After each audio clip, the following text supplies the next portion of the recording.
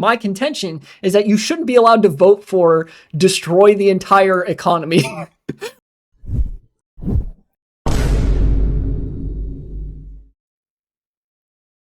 At least the normal ones, not the APAC politicians or nutty evangelicals.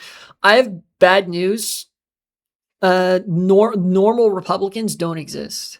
There are some Republicans that love to aestheticize themselves as the moderate, but they fall in line soon enough. You know, what I mean by this is you can look at the approval numbers. Approval numbers, of course, are important, and those kind of fluctuate. But for one, consistently, the Republican base has a pretty strong approval of Trump no matter what, 80+%.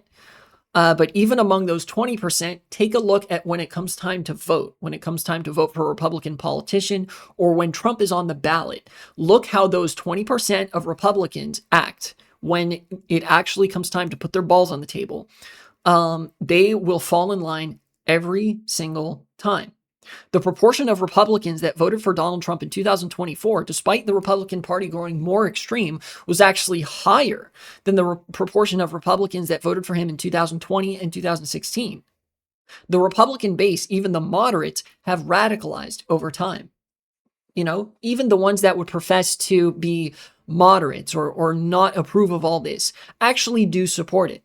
They are just more aware of exactly what I said earlier, that if they are vocally supportive of going to war in Iran, of mass deportation, of a president who is almost irrefutably a pedophile, according to the content of the Epstein files and all the documentation we have available, if they publicly express their support for that, they will be excised from polite society.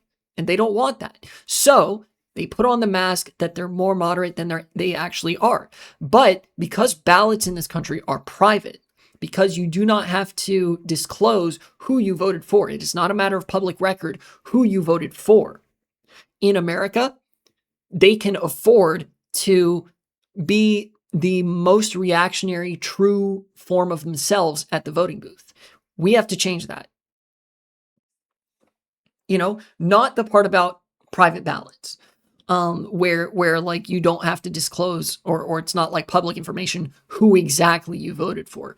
The part about like there being an implied level of leniency for people who voice disapproval for Republicans, but then vote for them when it comes time, you know? And it's really weird, but it's been happening that a lot of the Republicans have fallen in line increasingly with the APAC line. Most of their base are evangelicals or, you know, trad cat converts who are spiritually evangelical. You know, it really is just a fully metastasized death cult at this point. This is why sometimes I'll talk about re-education camps, which honestly should just be called go back to fucking college because you have to have an education in order to be re-educated. And that, in my view, is a merciful solution. You know, at times like this, I can actually, sometimes I can see the arguments that the founding fathers made for restricting suffrage on the basis of on the basis of certain characteristics. Certainly they racialized it, but the idea was that, oh, we only want the people who are well educated to vote, which I would actually support. But, you know, if that's the direction you're going, then require a college degree to vote, require a degree of sociological literacy to vote. Unironically, I would support literacy tests. You know, as weird as that sounds in the big 2026, you know, it's a whole thing. You know, but you know, it's a very different mode of engagement now. You know, even just 5-10 years ago, you used to be able to engage. Hell, even just 5 years ago, 6 years ago, you used to be able to engage much more in regular ass political discourse with conservatives than you can now. The movement is just so much more consolidated. And you have to sort of break that up.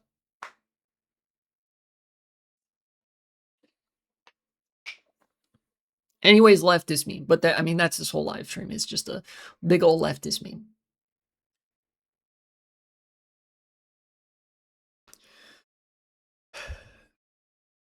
There is restricting suffrage opens a big can of worms if even if the voters are morons. I disagree. I don't think that's true. I think, in fact, there are some people who have made the argument that, oh, it would be anti-democratic to restrict suffrage on the basis of, even if it's on the basis of something like education, where you have to, not be a know-nothing in order to vote. You could implement a very basic version of this. Citizenship tests are standardized. The easiest and most sanitary, least can of worms version of this that you could possibly do is you have to be able to pass the citizenship test in order to vote, right? That's already a requirement to get citizenship, and citizenship is required to be able to vote. Immigrants have to go through this process. Natural-born citizens do not. It would simply be, oh yeah, now natural-born citizens also have to go through this process. You could make it, like a requirement that you re-register, or when you register to vote, you have to take the citizenship test. Easy. But fundamentally, universal suffrage does not a democracy make. Nazi Germany had universal suffrage. Many women in Nazi Germany voted for the Nazi Party. I would put to you, do you call that a democracy? The answer, of course, is no. It's not a democracy. The Nazis were professedly anti-democratic. They engaged with liberal democratic institutions. Did the Jews get to vote? Yes. Jews did get to vote. Some Jews even voted for the National Socialist Party. A very small group of them, but yes, the Jews could vote in Germany at the time. And they did vote. They're just a very small minority. The women could vote, the minorities could vote, the Jews could vote. Universal suffrage doesn't make a democracy. You know who talked about this? Albert Einstein. I'm going to pull from him as much as I can here. This is one of the biggest flaws of liberal democracy. It's very good at times at pantomiming what a democracy might look like, but it is not democratic. When you go to vote at the polls, you're given the illusion that your choice matters because everybody gets to vote. Everybody's vote matters the same. One vote here is one vote. Electoral college notwithstanding, if we assume a sort of national popular vote model, or even just state by state, popular vote, your vote matters. 5 million votes, 5 million votes. There's no waiting there. But the choice has already been made for you in the form of the candidates you have to choose from, right? There is a selection process that is very highly undemocratic before you even get any input at all. Sometimes parties have primaries. Sometimes those primaries are internal. Sometimes they don't have primaries at all. Sometimes they just select a candidate. Parties can do that. And because of the connections that political parties have as private organizations to consultants to businesses, that means functionally, because of the resources and pull that businesses have, that the capital class has, the influence they have over the media, they pick which candidates get to be viable for any given political office before you ever get to decide anything.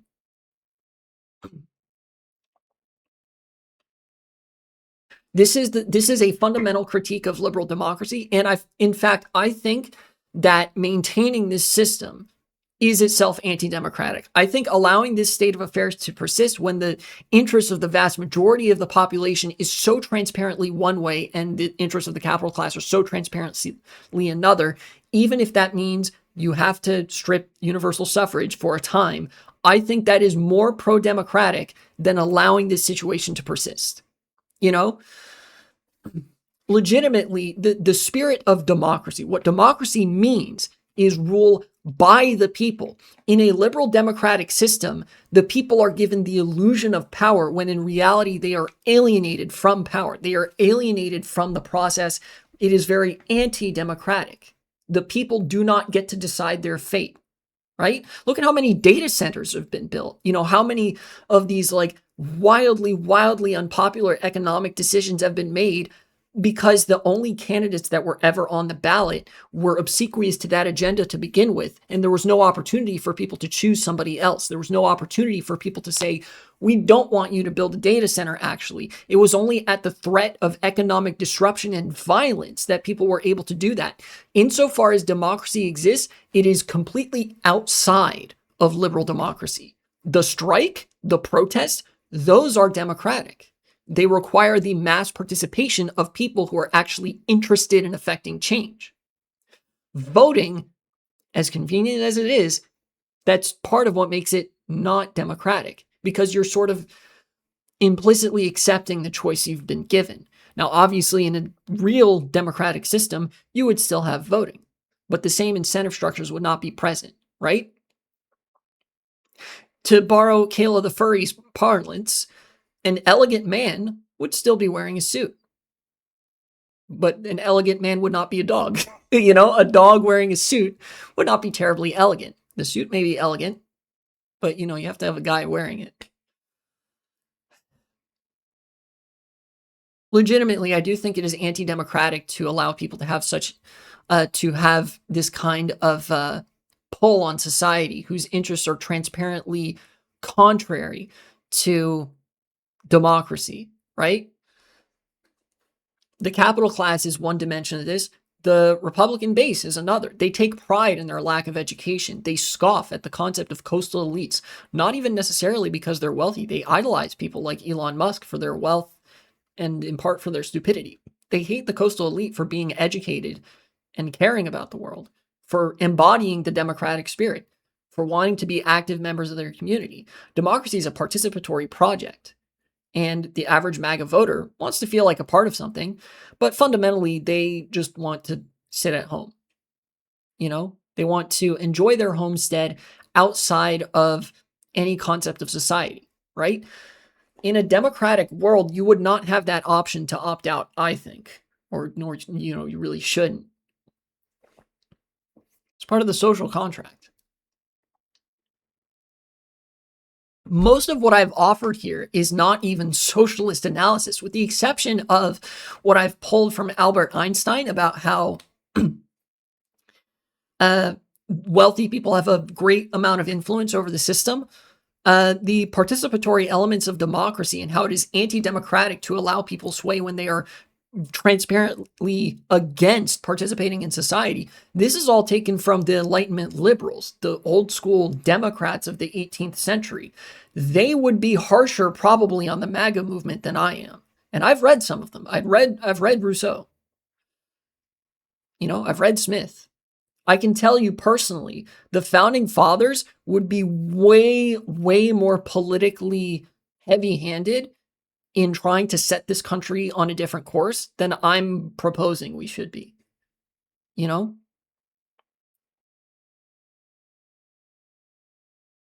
they're more of liberals than I am. But yes, fundamentally, for the MAGA voter, I think you legitimately, you have to be interested in the project of society for us to permit you to participate in it. If you are broadcasting openly your Thatcherite, Reaganite intention to forsake society as a concept, then so be it. You don't get to participate if you have professed that you have no interest in it. And I think anything contrary to that is anti-democratic. Paradoxically, I think vulgar democracy, the mere presence of universal suffrage, is in this instance anti-democratic because it allows people to influence politics who would want this country to die a horrible, grinding economic death.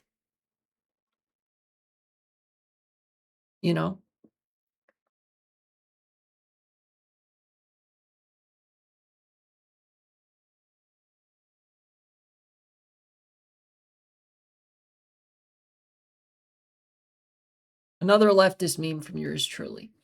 No, but seriously. And when I say that I'm being very forgiving, I've described the initial push here of, you're not allowed to vote until you can, pass a citizenship test, demonstrate that you do have some sociological interest in the project of society, right? But like, if you can do that, then I believe in universal suffrage. And in fact, I believe in mandatory voting. Again, it's part of that. Like, I don't think you should be able to opt out of participating in society unless you're willing to just go live in the woods without using any sort of public resources, right? I just feel like any restrictions would be done in a way where in practice it ends up serving the people already in charge. But then what we got now, obviously, ain't it either. That's a valid concern, but honestly, the change I'm proposing is so simple. You'd have to specifically write in a loophole, right? That's why I referred to the citizenship test. The citizenship test is something that, again, you're already required to take if you want citizenship, which is a prerequisite to be able to vote. You just get to skip that part if you're already a citizen. It would simply be like, it would be the most simple law imaginable. But this is yet another critique of liberalism, where if you in any form maintain the current system, you would have to be aware of the influence that, the people on top of that system could have in retooling it to their own benefit. So I get you. But I think at the core of it, this sort of drastic action is defensible in principle because circumstances are getting more drastic and therefore more drastic action is required to meet it. In 2016 and 2020, I would not have been this adamant about this. But we have advanced to the point where the Republican base is no longer the sort of neoconservative financial hawks who are, also like reactionary and anti-gay, anti-trans that they once were. I remember when they were all about, fiscal responsibility. They had an interest in nation building, albeit from a very capital centric, good investment perspective, right? I remember those days when I was like 12, 13. Nowadays, they have no interest in that. Their interest primarily is in seeing this country raped to death because the people they dislike would be upset by it. Legitimately, that is the politics of the modern MAGA movement. The world has alienated people to such an extent that in order to feel anything, they will resort to supporting bureaucratic mass murder just to feel something. And in order to, de-alienate people from that system, again, this is more part of the socialist critique. In order to de-alienate people from the system, you have to require people to engage with the world in a certain extent. You have to incentivize that, and I don't think you can allow this state of affairs to persist without some, like I said, very drastic action. And, requiring a citizenship test to be able to vote is something that I would support because shit, you have to have at least a modicum of knowledge about the United States to pass the citizenship test. I've seen videos of some of these people. You've seen I trust videos of Nick Shirley. Do you think that guy should be allowed to vote for how little he knows or cares about this country? For how much of a know-nothing he is? For how he can barely string a sentence together? The systems have failed these people. There's no doubt about that. The education system has failed Nick Shirley and these other MAGA individuals, shall we say. We can't bring them out of that hole without acknowledging that you have to teach them to be responsible. And I don't mean like personal responsibility. I mean political responsibility. You can't pull them out of that hole without like saying you have to stop digging. You have to take the shovel out of their hands.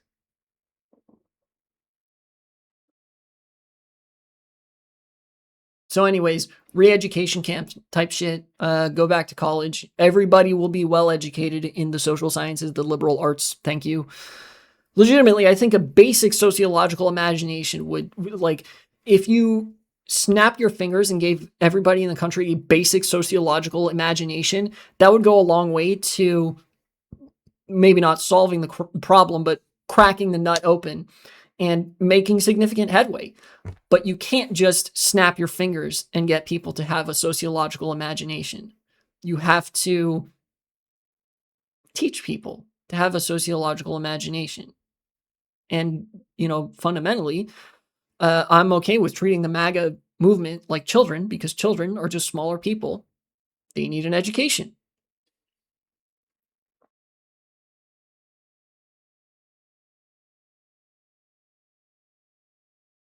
And I think education is like, yeah, you will read poetry, comrade. Leave your rural homestead. You will come to the fucking university. You will read poetry and enjoy it. You will explain to me why the curtains are blue. You will explain why the author made the curtains blue and pointed it out here.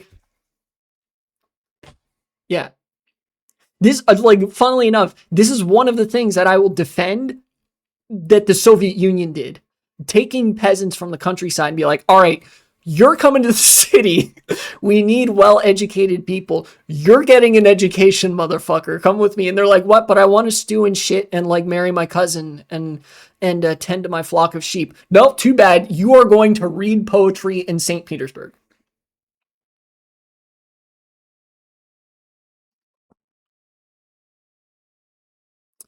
Detoe, welcome to chat. Thank you for the follow 9 days ago. You should only be allowed to vote if you have a degree from an accredited evangelical college. Shit can cut both ways. Not necessarily.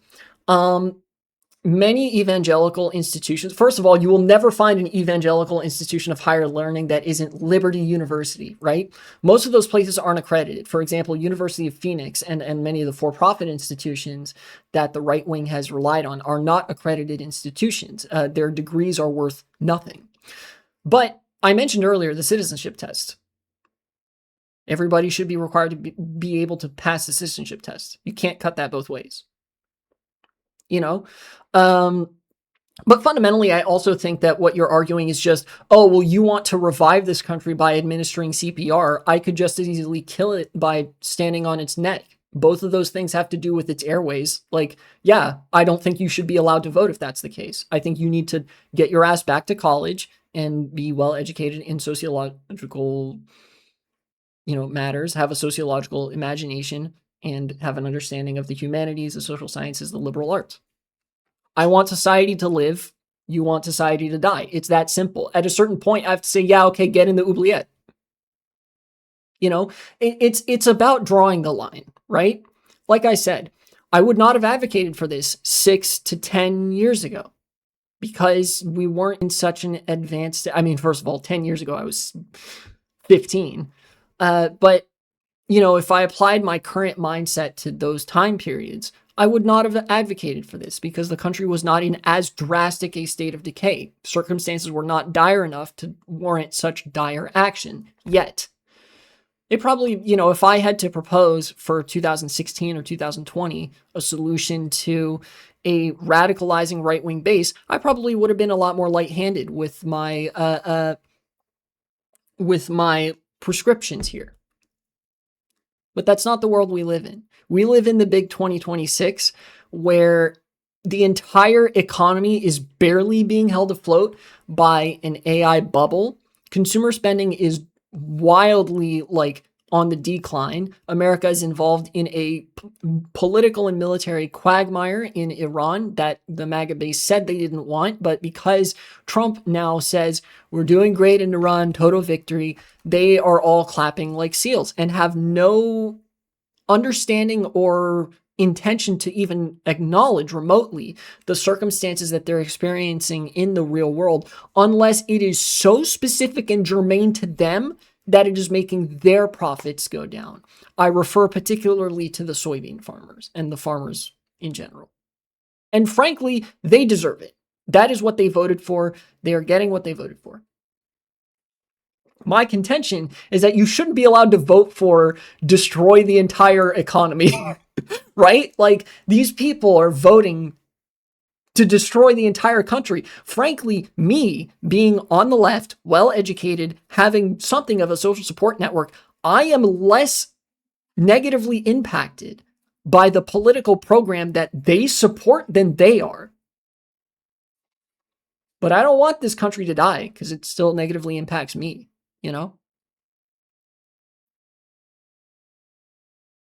Yeah, no more coal mining. Learn to read. All of our coal miners will read the poetry. They will read the Marx and the Lenin and the Adam Smith. Thank you. You will be well educated when you are mining the coal. Somebody still needs to mine the coal. Actually, no, coal is like less useful over time. Fuck. We do still need to cut down the trees. There we go. But every lumber worker will be well educated. Smiley face. You will understand why you are cutting the lumber. Type shit. Anyways, welcome to chat. You will find no shortage of leftist memes here, where I proceed to fucking orate an entire essay that could function as part of a political dissertation on 20th and 21st century economics or sociology.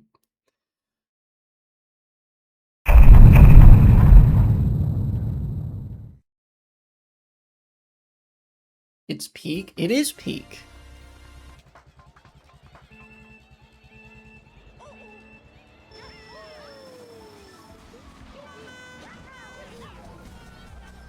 Well, you and me both, Yoshi. Why will we hold power when everyone should hold power? So true. However, this is one of the instances where, despite being an anarchist, I will have a very pronounced breakage with many anarchists, particularly online, that you do need political power in order to, well, change the world. Like, in order to make an anarcho-communist world a reality, we're going to have to endure decades of gradualism first. It's like, as things stand right now, if you read The Mass Psychology of Fascism, you'll know this. The ground is just not there for a truly free society, right? This is part of the case that I made for disenfranchising the right. You need guns. You do need guns. That is true. But, like, this is part of the case that I made for disenfranchising the right, because they are all in favor of, like, fucking national economic suicide and mass death, is that the masses currently are incapable of freedom. So it is an insult to democracy to put up the facade of democracy with universal suffrage while permitting such political views as, I simply want all my neighbors of different skin colors and sexual orientations to perish. You know, somebody holding ideologically pro-murder and pro-enslavement and anti-democracy views should not be even a remote possibility in a democracy, you know?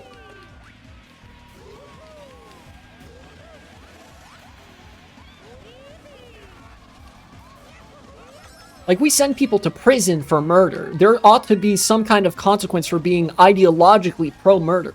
Most people who commit murder are not ideologically pro-murder, you know? But we exact some pretty heavy consequences upon them, nonetheless. Ooh. Yeah, unintentionally, Jubilee is actually a perfect, like, place to go if you want to understand the nature of this problem, you know? Like, with the conventional democratic process as it exists in liberal democracy, bourgeois democracy, they're like, you can't get through to these people. You know, I will refer to the debates done by Sam Cedar and Mehdi Hassan and whatever. You know, as long as the grift mindset exists, as long as this reactionism has such a hold over society, culturally, institutionally, the masses are not primed for freedom, and thus real democracy, socialism, anarchism is not possible. Our project is to make it possible. You know? I know I've posted cringe. I'm going to lose subscriber by saying Republicans shouldn't be allowed to vote, but, you know.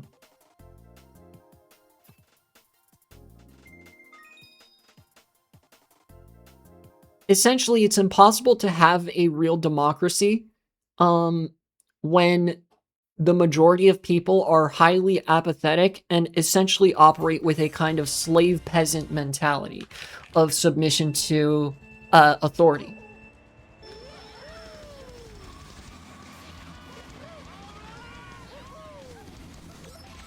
You know, especially with how much of the right actively balks at the concept of being educated. Like, even though, like, what I'm saying sounds very radical, and some of it is, a lot of what I'm saying about the disenfranchisement of people who are openly hostile to democratic norms and social institutions would, like, the founding fathers would fucking back me up on that.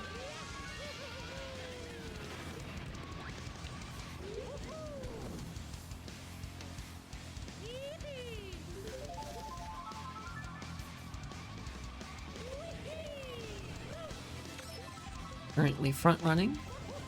Very good. But anyways, I talked about that yesterday as well. I was thinking of like making that into a segment, like the bit about like, oh yeah, it's an insult to democracy to pretend that the masses are capable of democracy when they are so obsessively subservient to authoritarian leaders and authoritarianism as a concept. Yeah, liberals really don't like the idea of punishing anybody if it's not the left. You know? Like, the right can engage in all of this, all of this fucking, we should disenfranchise women and minorities on the basis of, like, on the basis of skin color, gender, sexuality, etc. We should disenfranchise people based on that, and the liberals will whinge a little bit from the sidelines and ultimately offer no meaningful resistance until the right realizes, oh, this might not be the best way to achieve mass disenfranchisement and pursue something else. But then the moment that the left would suggest, like, something has to be fucking done about the Republican voting base, not even just Republican politicians, the voting base too, because they all want this country to die, liberals lose their goddamn minds. And most of the time, I'm talking about liberal politicians. I actually feel pretty hopeful about this country and about the world, that a lot of times the average liberal voter in America would likely be sympathetic to some of my more radical positions. You know? Your fucking liberal suburban wine mom types, a la every Republican alive is an affront to God, you know?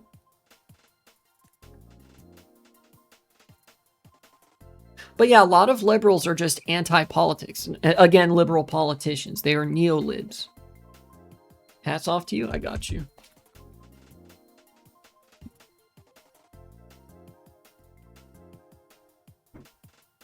If I can get my ponytail through here.